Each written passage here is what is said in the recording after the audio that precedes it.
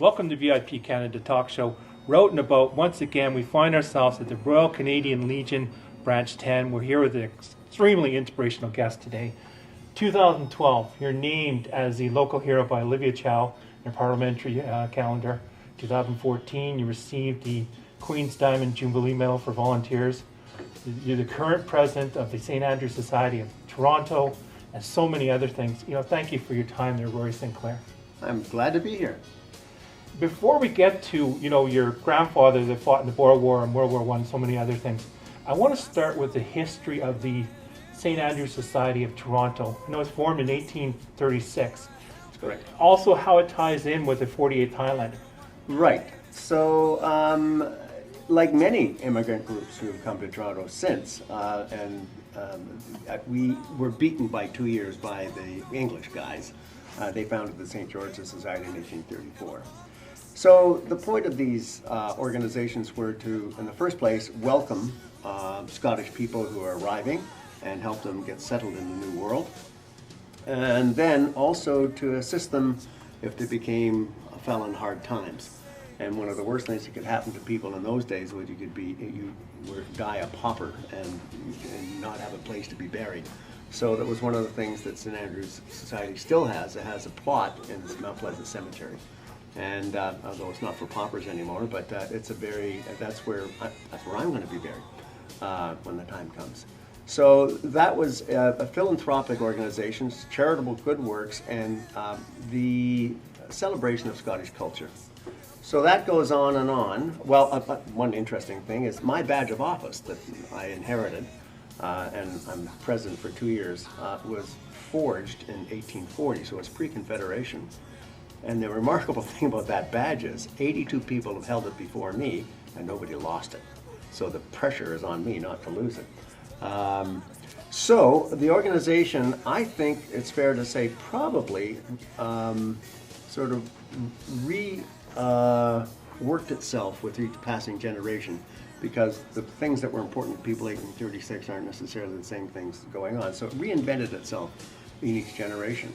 I know 1891 is when not only the St. Andrews Society of Toronto was involved in raising funds and then also lobbying the government in regards to the 48th Highlander. There were other correct. Scottish That was also a part of their, quite right, and was part of the mandate that the St. Andrews Society saw would be, because up to that point, British regiments had come, and they would spend time and in the colonies, even though we were an independent country by then. And when that stopped happening, then the decision was made they should raise a local regiment. And that's how the 48th came into being. The St. Andrews Society was St. Andrews Society. It's so easy to say St. Andrews. The St. Andrews Society was vital in raising that, along with St. Andrews Church, the main one down on King Street, although it wasn't there at the time. And so we have had, since that time, a very, very close relationship with the 48th. And so, for example, our premier event of the year is the St. Andrews Ball, and it's been going on for 150 years. But with the 48th and the tag team match that we have between the two of us, we put on one of the most spectacular St. Andrews Balls anywhere in the world, because we have the pipe band, we have the pomp and circumstance with the military guys. The men are all out in their mess kits, and they look like $1 million. And it also increases the military's footprint in the community because of their relationship to us, and they get seen as nice people. One other interesting information that when I found on your guys' website is it talks about how the first president of the St. Andrews Society of Toronto actually lived in a house that was called Moss Park. Yes. It's just a coincidence. I don't think that that's why they named it that, but that's right. And there were quite a few interesting presidents over the years. Keeler Mackay, the former lieutenant governor or the late lieutenant governor of Ontario, was a president, and many titans of industry and so on. That's why I don't know why I'm there, but that's another story. And so it is managed, I think, to survive. Clubbing is not, it was the way people got together pre-internet days. And so there's always challenges for clubs such as, I'm sure, the Legion. At least you've got a ready-made base in the military. But yes, we have an extremely strong relationship with the 48th, and it's maintained itself over the years. Absolutely. Well, you're also modern day. You're doing more involved in charity work. I know that you're involved in helping refugees too. Yeah, we're not a huge charity, but we pick local charities, and we do the best we can. And local charities, uninterested. We don't do the big ones like Heart and Stroke. They've got their own sources of income. But we do things that don't really make the radar for others. So, for example, it's a big problem with AIDS in prison. And there's an organization, God bless their hearts, who work on a shoestring and do amazing work. We donate to them. Before we get to your grandfather, who who fought in the Boer War and World War I, what I want you to talk about is that you met Prince Phillip and Prince Charles. Can you share a little bit about the meetings that you had with them? I'd be delighted. So first of all, there were two separate occasions. I met them separately, but both times in the north of Scotland. And the connection is that our clan chief, the Earl of Caithness, who appointed me his piper, which I'm mighty pleased about. It's I guess the prize I'm most proud of, piper to the Earl of Caithness, went to, okay, let's go. He went to school with Charles and Anne, because his father was factor at Balmoral Castle. That factor means the manager of the castle. And he was colonel of the Gordons, retired at the end of the Second World War, and that was his job. So he went to primary school so he knows the family very well. And the Queen Mother took quite an interest in Malcolm and was trying to coach him into taking more an interest in the clan and various things like that. So Malcolm did, and so I'm trying to figure out the year it was. It was 2011 or 12. We were in the north of Scotland, and the Queen and Prince Phillip were doing a walkabout in the town of Wick. And so I was wearing, in fact, my grandfather's Balmoral from the First World War, and I had modified it so as the 48th one, but Prince Phillip saw it, like he noticed right away, and I was in a crowd, and he walked right over and said, "What unit?" And I said, "Actually, it's my grandfather." He said, "You're not from here. What are you doing up here?" I said, "I'm with Malcolm Caithness." "Oh, that's right. All those Sinclair fellows are all up here." And so that was just an interesting little exchange. Charles was a little more involved because Charles was invited by the chief to come to the castle and see the progress. And my wife and I and my niece and nephew, or nephew-in-law, and a friend were invited to join the reception line, and so he got to me and he says, "I hear you're a piper." I said, "Oh yes," I said, "I'm very keen on it." And the royal family is actually quite knowledgeable about piping, and said yes. He said, in the old days when we were kids at Balmoral, when they had a formal dinner, they would bring 8 pipers would pipe in the guests. 8. Said, "Now you're lucky to get 1." And then we talked about tunes and various things, and I play pibroch, which is a rare, not all pipers play it, which is the classical form of music. I said, "Keep on playing the pibroch." So that's my little encounter, my brush with greatness with Charles. Both very charming people. Your grandfather fought in the Boer War and World War I, and your brother served in the RCDs. I know you spent a summer as a cadet. Really share some stories that were passed on by your grandfather and your brother to you? Sure. Well, my grandfather was a remarkable Torontonian. He didn't have a great education, but he worked in the post office and became a postmaster. That was after the Boer War. He went down with some friends to see what was happening about being maybe signing up and maybe not. And his friends thought they would, but my grandfather was underage. He was 17. And they said, "Well, we're going to sign up." And he said, "Well, so will I." And he lied about his age. And he was big. He was a big man. And then he describes going into one town, and Paul Kruger was going out the other side. And Paul Kruger was the head of government at the time of the breakaway Orange Free State.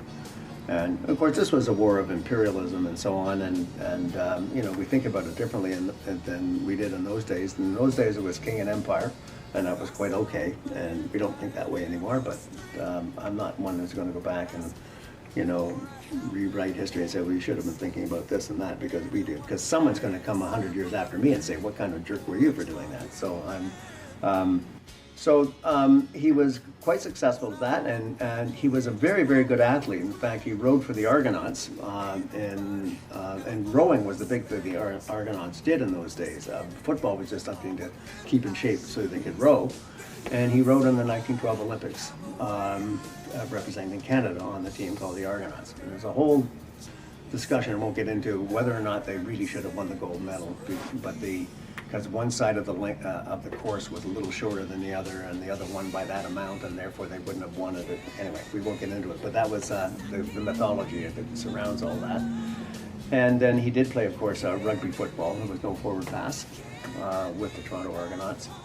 And was a man about town in sports. He refereed boxing fights in the 30s and so on. He was a well-known athlete. Well, he was injured 3 times when he was in the military, wasn't he? Yes, he was. He then volunteered very quickly with the 48. He was with the 48 also in South Africa, and he was sent over in the Canadian Expeditionary Force on the SS Megantic. So they were the first ones there. They arrived, I guess they would have left in September, and they arrived in early October, and then spent until February on the Salisbury Plain, supposedly doing maneuvers and so on. It was the most miserable winter of all time, and it was cold and rainy and soggy and muddy, preparing them for what they were about to do. And then he was wounded 3 times and was out by 1915 and was back home. So that's, but he also, and we'll say for the Second World War, he volunteered again immediately and was one of the first to sign up. And he trained, he did training at Camp Ward for all the troops going there. So he was a military guy. I remember Camp Warden from my days in the military too. You know, 1968, you graduate from the University of Toronto. You have a BA in political science and economics. Yes. Early 70s, you move into one of the communes and you start doing renovations on home. How did you go from that to helping be part of a team to help free the late great boxing great Reuben Hurting Carter? Well, we didn't plan it that way. It's one thing. There's this famous book, One Damn Thing After Another. I forget who wrote it, but it's a great title.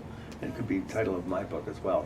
So, as you will remember, the time of the 1960s was a time of ferment and political action, and I became involved in left-wing causes, I still am to this day, but you know, we weren't too raucous, but we did it legitimately. And a group of us got together and decided we'd like to live collectively, and we wouldn't have 8 refrigerators for 8 couples. We'd have 1 refrigerator for 8 couples, if you know what I mean. And there was a dozen of us in this group, and we supported ourselves through a business. First of all, importing Malaysian batik fabrics to make clothing. That was the first business, and then we started a renovation business after that. But one of the things that, sort of fluky things that happened was that one of the members of the group was a bit of an inventor, and he met another one, and well, they're a special class, I won't get into that, but they thought they had a petrol-saving device, a gas-saving device, and they had to go to the Environmental Protection Agency, EPA lab in New York City to test this thing. Now, it didn't work. Well, what came out of that was that there was 2 young black kids there who were on a summer make-work program, and we made friends with them. And then we made friends with the families, and then we invited them to come to Canada or for a visit. And one of them, in particular, wasn't doing very well. His parents were both alcoholics, and there was a lot of tension in the house, and he got very little sleep. But when he got to school, he could sleep, so he slept all day in school. And so he wasn't doing very well at school, so... that was Lesra Martin. Lesra Martin, that's correct, Les. And very quickly, we decided that we'd ask his family to come and live with us, and we'd do the education. We weren't taking him away, we'd send him home at Christmas and so on. It was like boarding school. And he blossomed, and he's now a lawyer. But one of the things we wanted him to be proud of was his black heritage. So we started getting all the books we could out of the library that we could on, showing black folks like doing great things, like a guy by the name of Drew invented blood transfusions, and George Washington Carver, and not just to mention just a few. And one of the books we got was Reuben's book. 16th round. That's the book. So that book, first of all, one of the women in the commune read the book and was quite amazed by it, and so we all read it, and this was one of the things that we want Lesra to be proud of. So he wrote Reuben a letter and said, I believe in your innocence, and Reuben responded, and that began the problem. So if you can imagine all that fluky stuff all in a row, you couldn't write it down, but that's the way it happened. And we were involved in Reuben's case, and he became our friend.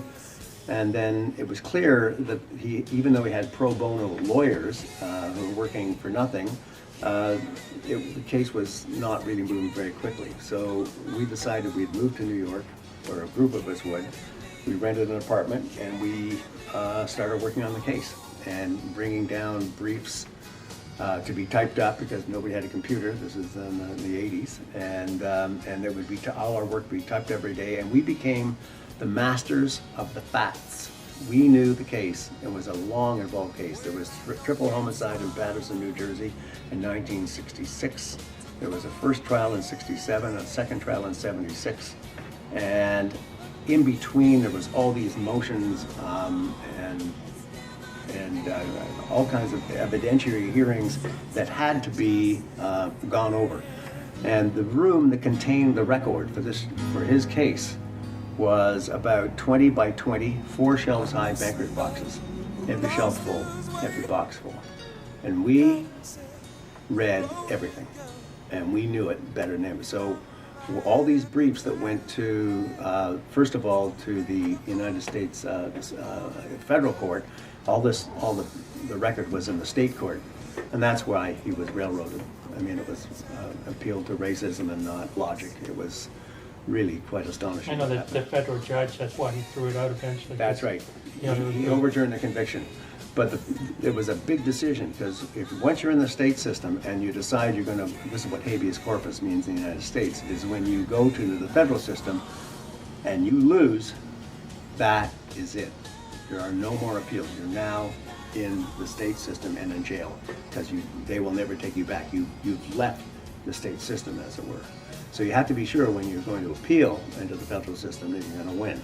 And very few cases win in habeas corpus.